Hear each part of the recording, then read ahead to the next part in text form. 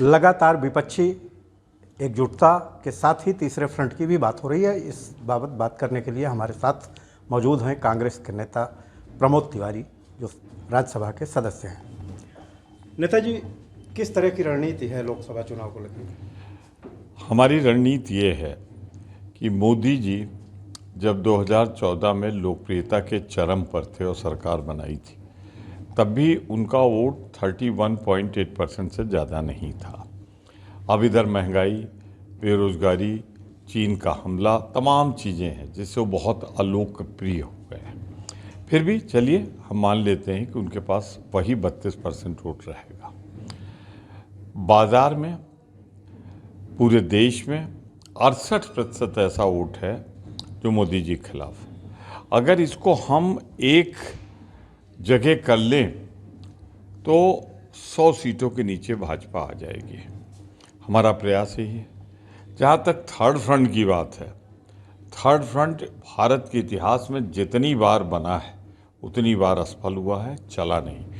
पर गठबंधन की सरकारें 5 साल यूपीए 1 चली, 5 साल यूपीए 2 चली कांग्रेस के साथ, और इस देश के कार्यकाल का स्वर्णिम काल कहलाया। तो 1 to 1 फाइट होगी तो निश्चित रूप से भाजपा का जाना तय है, 100 के नीचे आना तय है। पर अगर मान लीजिए 5%, 10% वोट नहीं भी लोग आते गठबंधन में, पूरे देश के हिसाब से कह रहा हूँ मैं, तो उससे बहुत फ़र्क नहीं पड़ेगा। हमें 55% भी मिल गया, 54% भी मिल गया, 51% भी मिल गया, तो हम 2/3 बहुमत से गठबंधन की सरकार बनाएंगे। देखा जा रहा है कि विपक्षी एकता में सबसे बड़ी बाधा टीएमसी, वाईएसआर, और आज अखिलेश का भी एक बयान आ गया है कि 80 सीटों पर उत्तर प्रदेश में वो चुनाव लड़ेंगे। देखिए, 2024 के पहले हर दल को अधिकार है कि वो अपने फ़ायदे के लिए जैसी रणनीति बनाना चाहे बनाए। तो कौन क्या बना रहा है इस पर मैं अभी टिप्पणी नहीं करूंगा, क्योंकि मेरा टिप्पणी करना इस समय उचित नहीं होगा। इतना ज़रूर कह रहा हूँ कि लड़ाई 1 to 1 होनी चाहिए, एक चीज़। दूसरा, मैंने आपसे कह दिया कि तीसरा मोर्चा इस देश में कि जब भी बना है पूरी तरह असफल हुआ है, और वो चला नहीं, चाहे 96 हो, चाहे 98 हो, चाहे उसके पहले की आप देख लें यूनाइटेड फ्रंट सरकारें, कुछ चली नहीं है।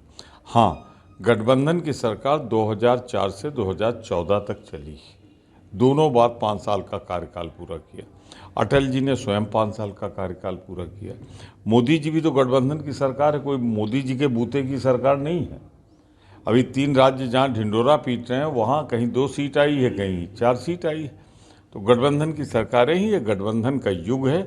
सबको एक विचारधारा वालों को कॉमन मिनिमम प्रोग्राम के तहत एक होना ही पड़ेगा अगर वो देश बचाना चाहते हैं। जैसा कि 19 के चुनाव में हुआ कि अमेठी जो कांग्रेस का गढ़ थी, कांग्रेस हार गई, केवल रायबरेली बची है, और इस तरह से जो बयान आ रहा है अखिलेश का, इससे कितना असर पड़ेगा कांग्रेस पे? देखिए, 1977 में हम 0 पे आ गए थे, बढ़कर हम 52 पहुँचे थे, फिर 83 पहुँचे थे। तो राजनीति में उतार चढ़ाव लगा रहता है। पिछली बार 1 सीट हमें जरूर मिली थी, लेकिन इस बार हमें उम्मीद है कि भारतीय जनता पार्टी के चेहरे पे पड़ी हुई नकाब हट गई। उनके धोखे और विश्वासघात चरम पर पहुंच चुका है। अब जनता को उन पर विश्वास नहीं। इसलिए मुझे पूरी उम्मीद है कि भाजपा जैसे जैसे कमज़ोर पड़ेगी, कांग्रेस उभरेगी। क्या समाजवादी पार्टी, टीएमसी, आम आदमी पार्टी, वाईएसआर को कांग्रेस विपक्षी एकता में शामिल करने का प्रयास कर रही है? देखिए, हमने जो अभी हमारा रायपुर अधिवेशन हुआ था, उसमें हम लोगों ने जो निर्णय लिए हैं, उसमें एक निर्णय ये है कि समान विचारधारा वाले लोग ज़्यादा से ज़्यादा एक फ्रंट बनाएं। तो मुझे आशा है कि जो भाजपा को हराने में विश्वास करते हैं वो ज़रूर कांग्रेस के साथ आएंगे। जैसा कि आम आदमी पार्टी को बी टीम कहा जाता था भाजपा की, लेकिन इस समय सिसोदिया जेल चले गए हैं, तो कांग्रेस ने भी चुप्पी तोड़ी है बी टीम कहते कहते कि हम चुप क्यों हैं। सुप्रिया श्रीनेत ने एक बयान दिया है जिसमें उन्होंने कहा कि हमारी चुप्पी के पीछे का कारण है, उसको स्पष्ट किया है। तो क्या लगता है आम आदमी पार्टी भी साथ में आएगी? देखिए, मैं फिर आपसे कह रहा हूँ, जो ये समझते हैं कि भाजपा को हटाया जाना चाहिए, हराना चाहिए, उनको एक मोर्चे पे आना पड़ेगा। आखिर ये दल क्यों बने? तमाम दल इसलिए कि अलग अलग विचारधाराएं हैं, पर बहुत लोगों का उद्देश्य बहुत कुछ कॉमन भी है। तो उन कॉमन उद्देश्यों को एक करने के लिए हमको एक मोर्चा बनाना चाहिए, एक गठबंधन बनाना चाहिए, क्योंकि मोदी जी अकेले तो लड़ नहीं रहे, वो भी तो गठबंधन के साथ लड़ रहे हैं। उन्होंने तो नागालैंड में ऐसी पार्टी से गठबंधन किया है जिस पार्टी के लिए वो अच्छा नहीं बोलते थे। मेघालय में जिससे गठबंधन किया उसके भ्रष्टाचार की कहानियां भी एक हफ्ते पहले तक सुना रहे थे। तो वो छोड़ दीजिए बेमेल गठबंधन, हमें समान विचारधारा के लोगों को एक होना पड़ेगा इस देश को बचाने के लिए। इसके लिए कांग्रेस की पहल क्या है? कांग्रेस की पहल चल रही है। हमने कहा ना आपसे, रायपुर अधिवेशन में हमने एक नीतिगत निर्णय लिया है कि हम मिलजुल कर लड़ेंगे। ये एक बहुत बड़ा हमारा स्टैंड है। तो सर्वाधिक जो अधिकार संपन्न अधिवेशन था उसने इस रेजोल्यूशन को पास किया है। तो हम अपनी विचारधारा के लोगों के साथ बात करेंगे और आगे बढ़ेंगे। जैसा कि अखिलेश ने अभी बयान दिया, इसी तरह का बयान लगातार भाजपा की तरफ से आ रहा है और जो सीटें भाजपा हारी है उस पर ज़्यादा फोकस करने की बात कर रही है कि उसको भी ले लेंगे। देखिए, उनको लगता है कि इतनी आंधी में भी अगर वो हार गई हैं तो कुछ सुधार करें, लेकिन जो आ भी गई हैं अब बचा नहीं पाएगी भाजपा।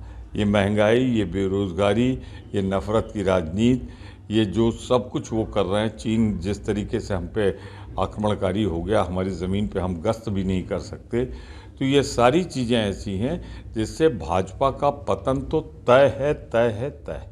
उत्तर प्रदेश में कांग्रेस को कितनी सीटें मिलती दिख रही हैं? देखिए, ये तो कुछ जोशी से पूछिए आप। चुनाव होगा, चुनाव में हमें पूरा विश्वास है कि हम सबसे बड़े दल के रूप में सिर्फ देश में ही नहीं प्रदेश में भी उभरेंगे। तो ये थे कांग्रेस के दिग्गज नेता प्रमोद तिवारी, राज्यसभा के सदस्य हैं और इन्होंने खुलकर गठबंधन को लेकर के बातें की हैं। यहाँ तक कि अखिलेश के ताज़ा बयान पर भी अपनी प्रतिक्रिया दी है। अब देखना होगा कि आने वाले समय में क्या स्थितियाँ बनती हैं। मनोज त्रिपाठी, एबीपी गंगा, प्रतापगढ़।